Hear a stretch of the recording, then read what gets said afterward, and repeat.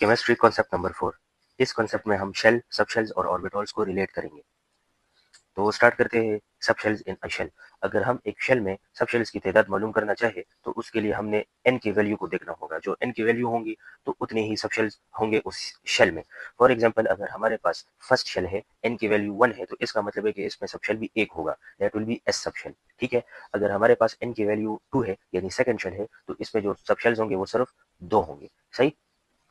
अगर ऑर्बिटॉल्स की बात की जाए कि एक शेल में कितने ऑर्बिटॉल्स होंगे तो वो हम एन स्क्वायर से मालूम करेंगे। अगर हमारे पास फॉर एग्जांपल सेकंड शेल है तो इसके लिए हम क्या करेंगे, सिंपली 2 स्क्वायर ले लेंगे। तो कितने ऑर्बिटॉल्स आ जाएंगे, सेकंड शेल में हमारे पास 4 ऑर्बिटॉल्स आ जाएंगे। अगर हमारे पास फोर्थ शेल है, एन की वैल्यू 4 है, तो इसके लिए हमने सिंपली 4 का स्क्वायर ले लेना है, तो हमारे पास 16 आ जाएगा। यानी फोर्थ शेल में हमारे पास 16 ऑर्बिटॉल्स है। ठीक है। अगर एक सबशेल में हम ऑर्बिटॉल्स की बात करें तो उसके लिए 2l+1 का फॉर्मूला है। फॉर एग्जांपल, हमारे पास जो है तो एस सबशेल है, एस के लिए एल की वैल्यू 0 है, तो हम 2 इंटू 0+1 जब करते हैं तो इसमें सिर्फ एक ऑर्बिटॉल आता है। ठीक है।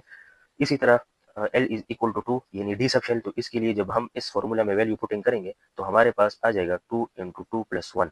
तो 2 इज 4 और 4+1 गिव्स अस 5। तो डी सबशेल में हमारे पास 5 ऑर्बिटॉल्स होंगे। ठीक। अब आते हैं इलेक्ट्रॉन्स की तरफ। तो एक शेल में इलेक्ट्रॉन्स को मालूम करने के लिए हम 2n² का फॉर्मूला यूज करते हैं। फॉर एग्जांपल, अगर हम फर्स्ट शेल में मालूम करना चाहे तो ये हमारे पास हो जाएगा 2 into 1 square, it will give us 2। यानी फर्स्ट शेल में सिर्फ 2 इलेक्ट्रॉन्स होते हैं। फॉर एग्जांपल, हम थर्ड शेल के लिए अगर मालूम करना चाहे तो 2 इंटू 3 स्क्वायर, तो 3 स्क्वायर हो जाएगा 9।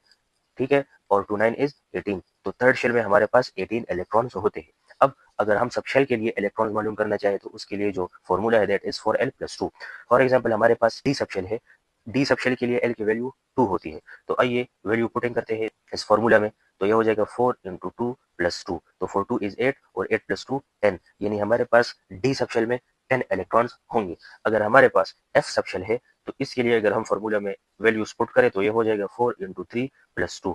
4 3 इज 12 और 12+2 14। तो एफ सबशेल में हमारे पास 14 इलेक्ट्रॉन्स होंगे। और फाइनली अगर हम ऑर्बिटॉल की बात करें तो जो भी ऑर्बिटॉल होगा, चाहे एस का कोई ऑर्बिटॉल हो, पी का कोई ऑर्बिटॉल हो, डी का कोई ऑर्बिटॉल हो, एफ का कोई ऑर्बिटॉल हो, तो हर एक ऑर्बिटॉल में सिर्फ और सिर्फ 2 ही इलेक्ट्रॉन्स आएंगे, उनसे ज्यादा इलेक्ट्रॉन्स नहीं आएंगे। ठीक है।